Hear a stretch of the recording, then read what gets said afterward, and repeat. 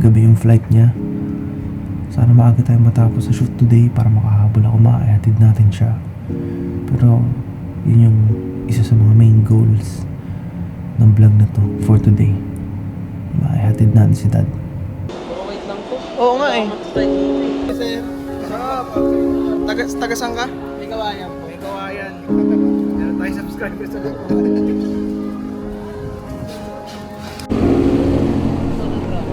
Okay, so tapos namin mag-shoot. Dito na kami, nakabalik na kami. At sinabi ko sa inyo yung goal natin today, isang bagay. Siyempre, hindi natin pwedeng tapusin tong vlog na to hanggat di tayo nakakapagpaalam sa backbone. Oh my dad!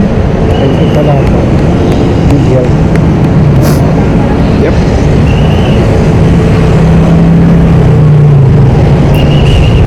Tsaka iba rin yung feeling na panoorin ka ng magulang mo na nagtatrabaho on the spot. Sisimulan ko na yung susunod na vlog. Paparating sila dahil pinutusan ko sila bumili ng ice cream. Di nila alam. Sa oras na pagbukas nila ng pinto, i-introan ko yung vlog.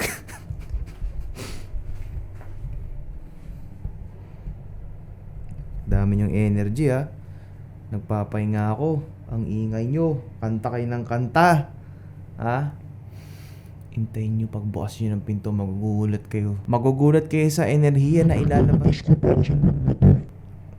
Hindi. Just for the intro. Just for the intro. Hintay ako dito. Wala pa. So, yan. Ano yun? Medyo maganda yung Airbnb. Okay siya. Sa halagang 3,000 pesos per night. Not bad. Though sana, kung alam ko lang, hindi ko naman din nahingi yung favor, courtesy na ni client na binook nila kami ng Airbnb. Pero sana ako na lang nagbook kasi nakakahiya. Tsaka, alam yun, biggest plot twist yun na natulog ako. Umuwi kami na kasama namin yung mismong client. I mean si Ray. Joke lang naman yun. But still, alam yun, technically, respect kasi nga client and everything. Yun. Hinintay natin sila. Oo nga pala, kung nakarating kayo sa part ng video na to, even sa minuto ng vlog na to, I'm wishing you guys nothing but blessing and abundance. More wealth is coming your way and this is your sign na may mangyayaring maganda after you watch this vlog. And within 24 hours, positive things will happen to you. But, ayun. So far, second day ng shoot, not so bad. Not so tiring, but I believe tomorrow will be matindi ang shoot bukas. Kasi sa Bulacan ulit kami. Land of the Class S. Ang bayan kung saan nakatira ang isang magiting nating kaibigan na si Ato. Ayan yata sila. So kung papansin niyo, kung isa kayo sa mga lehitimong Class S, naglabas na ng bagong version ng cup. Available na yan sa TikTok shop. Kahit hindi naman ako endorser niyan, pero highly recommended ko yan kung ang forma nyo. Or kung fan kayo ni Malupiton, highly recommended ko yan. Meron ho akong 3 first edition cups. Magkakaroon pa lang ako ng second edition cups pag binigyan tayo ni Ato. Alam niya yan. At excited ako sa magiging shoot ulit natin. Possible, depende. Hindi natin alam. Huwag tayo mag-expect. Alam mo yun? But, I'm positively affirming that everything will fall into place. Sana anong oras na ho kasi kailangan natin matulog. 8 o'clock ang call time. Mag 8 o'clock na. Sana dumating na sila. Mukhang nilakad nila eh. Mukha kung maganda ba yung lakad. Pero alam nyo ba, Martians, sa ating ilaw, ba yung white balance? Oh, boom. Boom. Yan. Medyo kasi. Okay to, 4 na minuto na. Intro pa din. Hindi ko pa sinasabi intro eh. Wait lang ha. Hintayin natin, abangan ko. Abangan ko yun sila dito guys. Hintay tayo. Ang tagal naman nila. Inaantok na ako eh. Mag-i-intro pa tayo eh. Para bukas. Inagaan ko na nga. Tapos sasagap lang tayo ng konting content.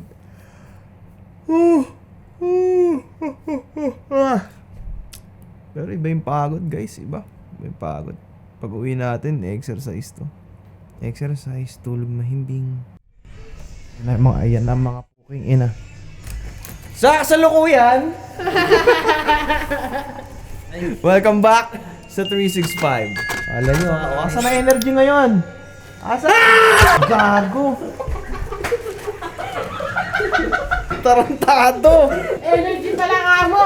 Tanungin mo bakit kami matagal. Bakit ano nangyari? Pakita mo yan. Bakit parang may nangyari sa ano? Sa card wala naman yun. Parang may refund na nangyari. Mag-ano sila ba? Yung signal. Gago, pag ba may pinabayad, bawas sa TF mo Uy, yan. ikaw pa may gutang sa kanya. Ano yun, bakit? Bibili siya. Binilang ka na, anak. Ano yun? Anak. Bakit? Para saan to? Inumin mo Dahil- yan. Parang ikaw yata yung nahawa. Hindi, okay lang ako. Oo. Balik ba na sa balik?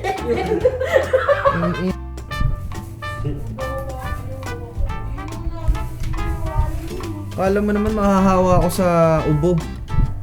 Eh ako mismo yung ubo. Pero may kilala akong tao sa bahay namin.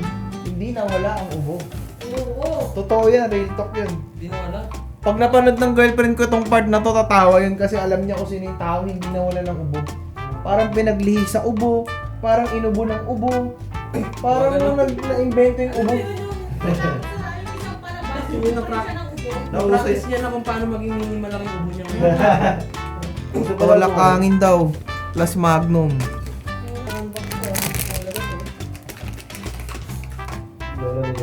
Client,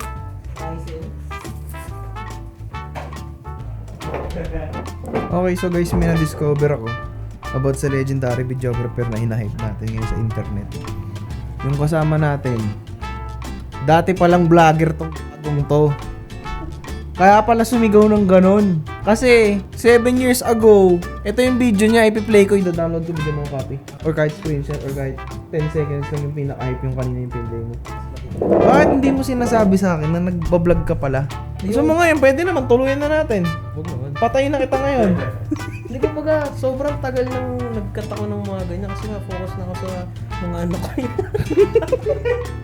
Siyempre pare, alam mo naman tayo. Pag nagkaanak tayo, pare, sunod-sunod yan eh. Pag nasimulan mong magkaanak, gugustuhin mong bumente. Oo, ganun. Oo.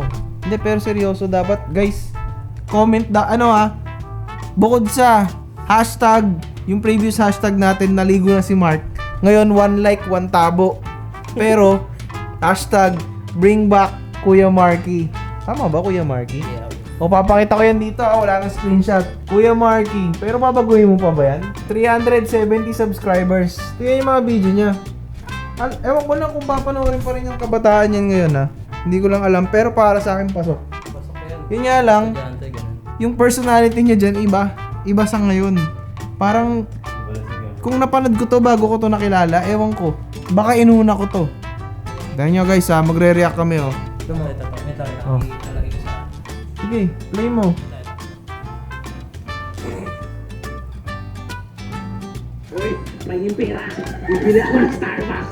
Wala naman ako ganun halagang pera eh. Eh, pahingi akong pera. Hindi, wala akong pera. Ayun. Ang payat eh. Ano ka ba? Saan ka nag-recover? Ang payat eh oh. May nag-alaga lang talaga sa akin. May nag-alaga na sa akin. 2015-ish, 2014-ish yung pakiramdam ng video na ginagawa mo. Parang ano ulit. Parang nagsisimulang vlogger ulit ako sa pinaggagawa na itong taon to. Bakit di mo tinuloy? Alam mo kasi, ganito kasi anak, kapag may pangarap ka sa buhay, dapat simulan mo. Pag nasimulan mo, huwag ka tumigil sa gitna.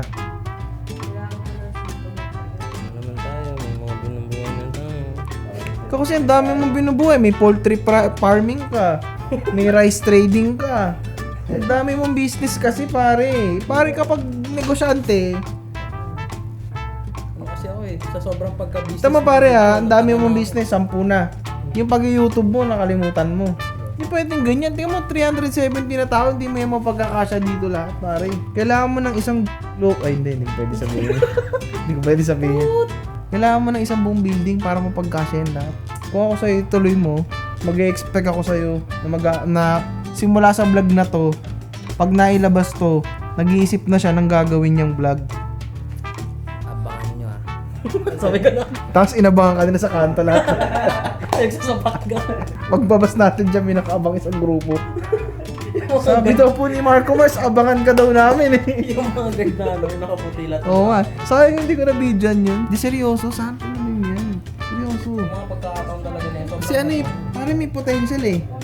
Nakikita mo yung drawing pare, yung sobrang critical. Isa ako sa mga subscribers mo pare. Kung pag nilabas mo yan, Kasi nung nakita ko talaga yung vlog mo, alam mo naman nagbablog ako tapos kaya. Parang hindi talaga. Tuloy ko kaya. Kaso nga lang hindi kasi- tuloy, buhayin mo ulit. Ayun nga, Kasi namatay. Kung gusto mo eh, itutuluyan kita ngayon o bubuhayin mo yung vlog mo, yun lang yun. O aabangan ka ng Martians. May Martians! May Martians, may alam ko may iba pang nanonood dito na kung saan man lupalop ng mundo. Yung mga OG fans, real talk, yung ibang OG fans ng Team Payaman, yung mga nakakanood ng ganung style, dawit mo eh. Oo nga eh. Nadawit mo eh. Kasi actually, isa ako sa mga nabingwit ni Pong. Oo. Nag-umpisa pa siya. O, sige nga, sample mo nga sila ng intro. Ano yung intro mo? Ano? Was! Uy! Ano? Mga kaibigan mo ugat. Ugat ang tawag mo sa subscribers mo. Alam mo bakit? Bakit? Alam mo. Okay, lapit mo pa, kaya pa yan. Ano ibig sabihin yan? Bali kasi siya. Oh. So kapag pinagdidikit siya, para siyang ugat tignan. Ha? Para siyang ugat pag pinagdidikit mo yan. Dapat talaga. Hindi mo na lang eh. Isa talaga sa mga requirements kapag YouTuber ka, dapat may pagka-weirdo ka eh. Pero yun talaga yung pinaka-karakter kasi natin. Diba? 7 minutes, may content na ako. Si Julian, 10 minutes, intro pa din. Diyos, kasi ganito kasi yung Diyos, pag magsasalita, make sure, what the fuck? What the fuck, man? Hindi naman kasi vlogger yun, pero nahihiya kasi yun eh. Kita mo, Pag naiisip ko siya sa frame, parang alam ko na kung... ganun na nakangiti na. Alam mo yung meme niya, tititigan ko lang yan. Ko lang yan. Yung meme niya, yun yung meme niya eh.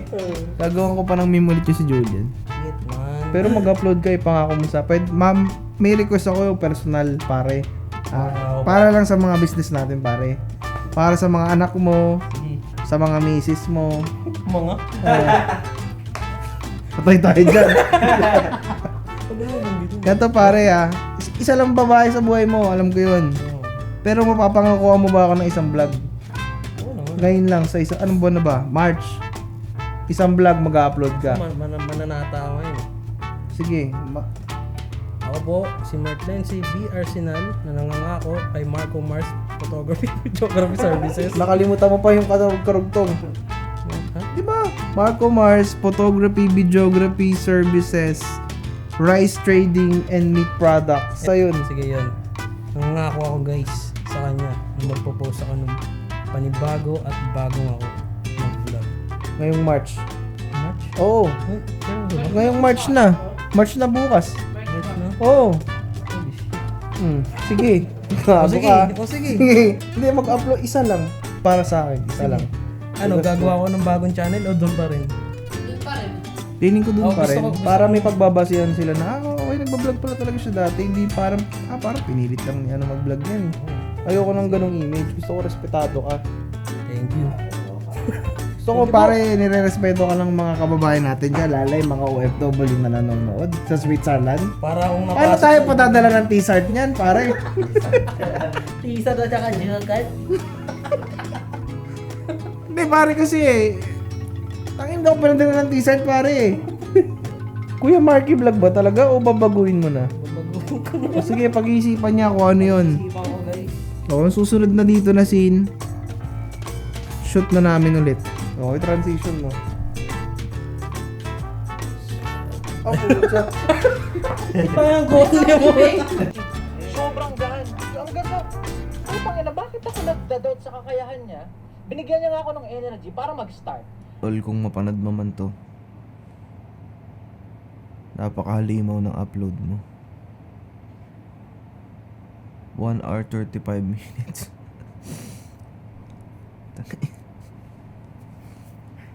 Halimaw. Ay, tulog pa sila. So, ano muna tayo? So, unang umaga ng March 1. March. 3rd month of the year. Pucha, ang bilis ng oras at ang bilis ng panahon. Pero, alam mo yun, pangatlong buwan na ng 2025. Ilang buwan na lang. December na ulit. Ang bilis lang. 3 down, 3 months na ho ako nag-upload. Iba yung feeling. Personal achievement. Parang tong daily vlogging, naging parte na lang ng katawan ko na, alam mo yun, part na lang siya ng katawan ko. Parang hindi ko na siya parang hindi ko na siya mapipigilang hindi gawin. Kasi, biruin mo, palibutan mo ba naman yung sarili mo ng mga positive na bagay, positive na tao, positive na affirmations. Tropa ko pa si Ato na nag-influence sa akin ng mag-daily vlog. Diba? Ganun yung mga piliin mong tropa. I-influencehan kang mag-push din sa sarili mo. Kaya, iba-iba din. Yung mga tao, tulog bang mga tarantado.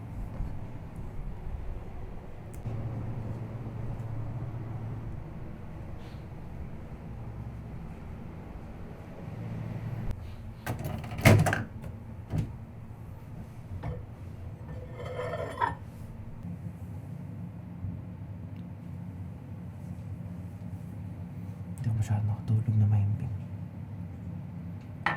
Pero masasabi ko lang.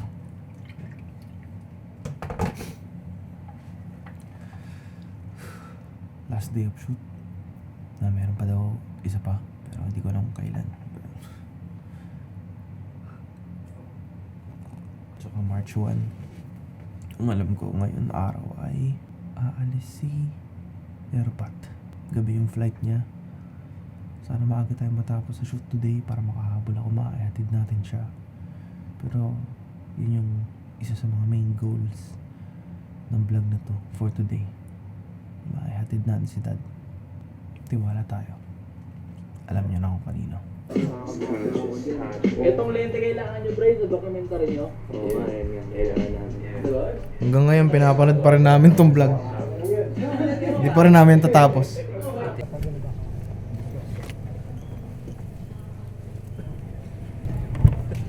Nakakasawa rin pala yan. Sir, sakay na sir. Ano nakakasawa? Wala ka pang upload, nagkasawa ka na? Joke lang.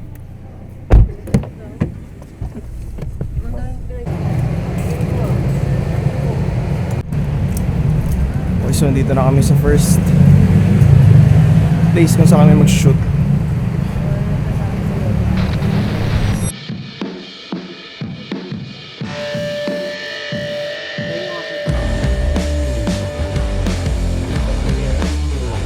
Three, two, one, and go.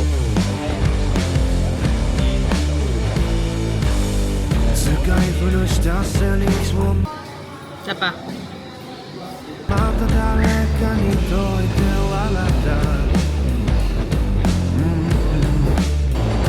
Okay, so quick update. Pagkatapos ng isang mahabang biyahe, dito na kami sa Bulacan. Tama ba? Bulacan, no? Nasa factory kami sa isang Bulacan nung kinuha na namin. Ay, ito yung may kawayan? Tama. Dito yung mga Lazada, Shopee. Ayun, nandun, Ninja Van. Nakalagay JNT Flash. Ayan, huli. Kita nyo, well, first time ko rin dito, guys. So, part daw to ng story sa kinukuha na nating docu ngayon. Yun lang naman. So, shoot muna tayo. Mga medyo mahaba, ganun. Yung mga continuous walk. Kasi parang hindi ko kailangan mag-tight dito eh. Wait lang po. Oo nga eh. Hindi ko kailangan mag-tight dito. Mga ganyan. Stock footage, man walking in. Man walking in warehouse. Parang dito nangyari yung mga FPJ. Gusto mo kuha mo. Gago. Baka masira natin yung mga gamit dito. Man, doing gimbal shots inside warehouse. Ito, hagipan mo to. Tika mo siya. Videographer inside warehouse. Videographer taking videography shots inside warehouse. Stock footage.mp4. Asa na sila, Ray?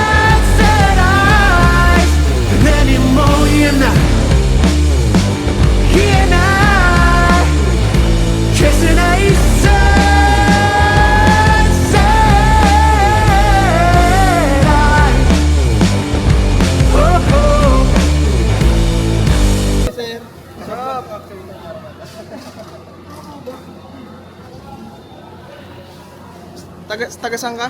May kawayan po. May kawayan. Meron tayong subscribers sa kawayan.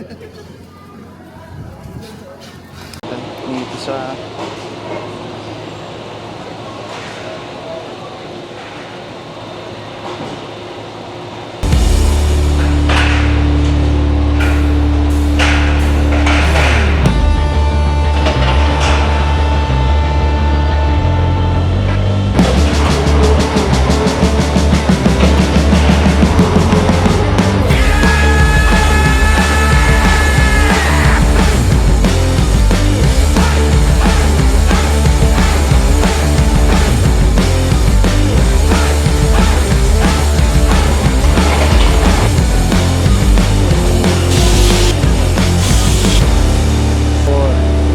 kasi sa weight eh. Gaganon ka ba sa weight kanina? Tetanus.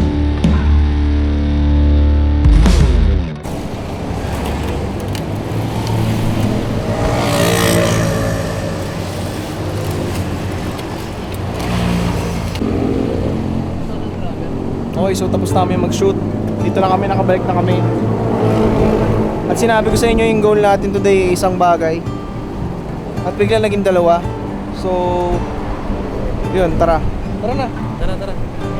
Sir, thank you sir ha. God bless. Thank you, God bless din sir. Ingat kayo, ingat. Show po, bigay mo kay mami.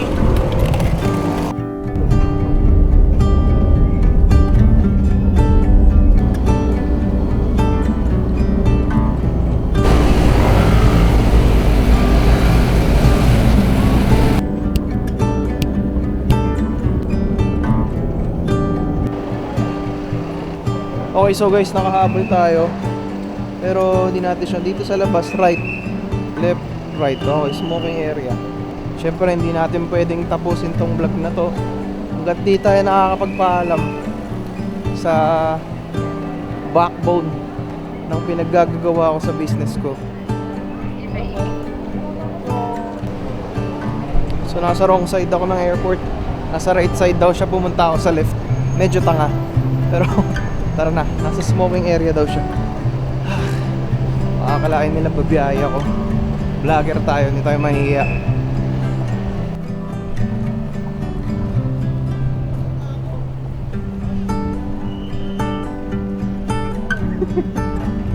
Naka-vlog ka? Kasi pag mo. Ano sa loob? Okay. Nakabisa, layo pa na namin. Manok, diretso ko pa rito. Hindi pa kumakain. Hindi, okay lang. Sila, ano, Babalikan nila ako. Ha? Iikot?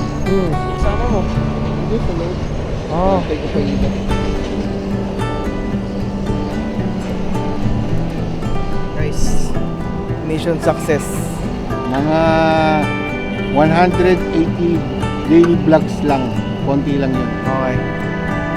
Determined ulit tayo. Back to adventure. Grabe ka kami talaga.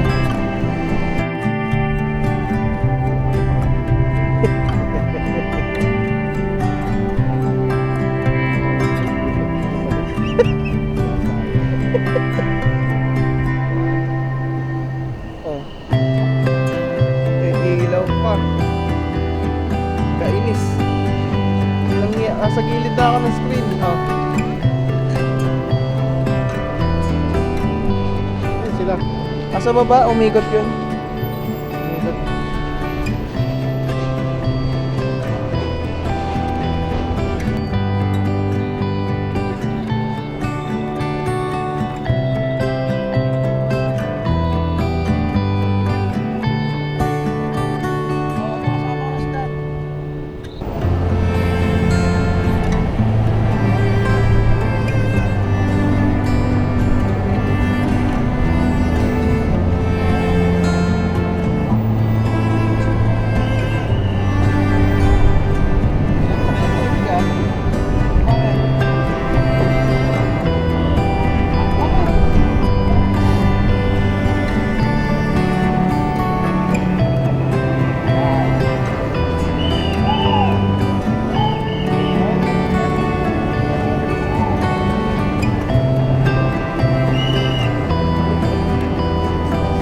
Life's a bitch.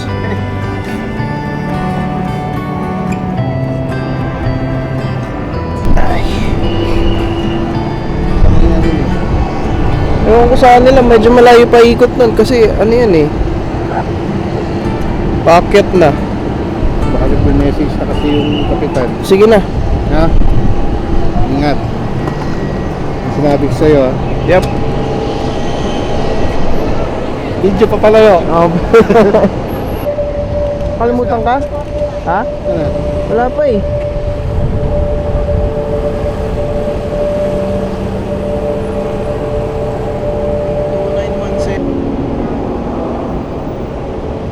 Oh my dad. Thank you pala. Video. Yep.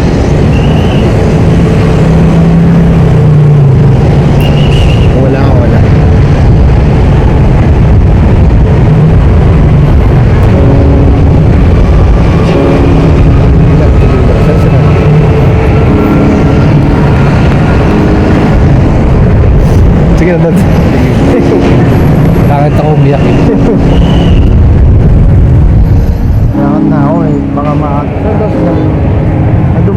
malayo, ano, sa may tapat ng Aquino yun. Doon ko sinabi.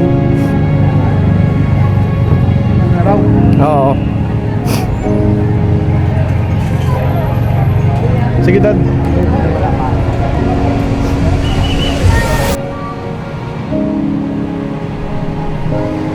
Lahat. Venus na Venus ang bulalakan.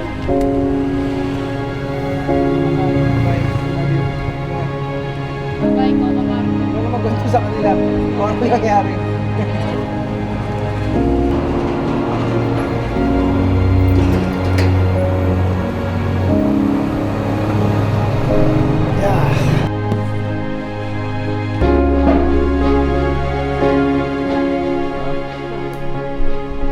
Meron pala siyang ginawang sandwich para sa atin, guys. Kasi hindi siya nakapag-drive. So bumawi na lang siya sa pagkain. Malamig pa. So guys, sa mga OG Martians, itong sandwich na to ginawa ni Dad. At kung OG Martian ka, alam mo na yung una kong business, food business, is yung sandwichy. Ito yun. Ngayon lang ulit ako nakatikim ng sandwichy. Still the best. Someday babalik natin to.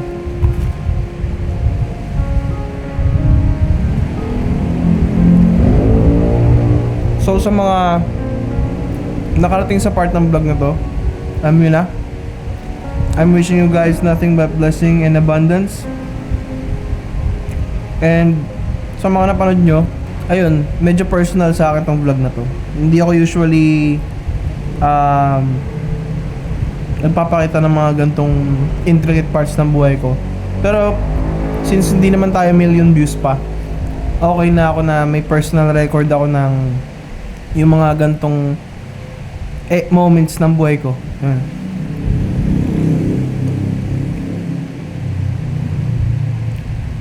Wala daily vlogger eh. Sabihin pa ako, nalimutan ko eh. Tsaka syempre, ang importante nakauwi tayo ng safe. Nakadaan tayo sa airport bago tayo umuwi. Isang matiwasay na pagpapaalam. Well, para sa iba, yung mga walang... Hindi, paano ba? Yung mga walang OFW na parents, possible na hindi nyo alam yung feeling. Well, ito yun, sinishare ko sa inyo. Iyak na naman ako. Mahirap eh. Yun yung pinakamahirap.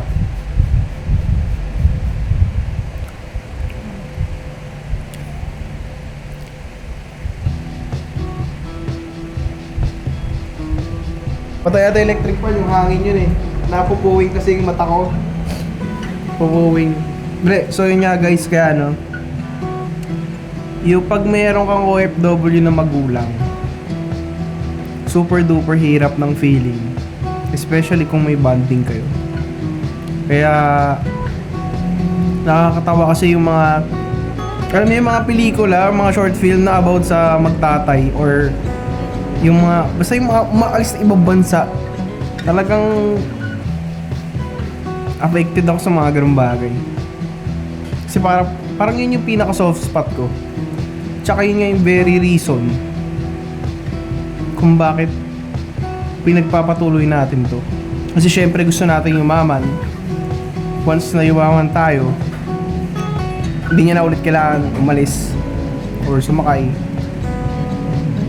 Tsaka to tell you honestly, for like every year of my life, he's present there. Present siya for 6 months and then alis ulit. I mean, kasi ganun talaga.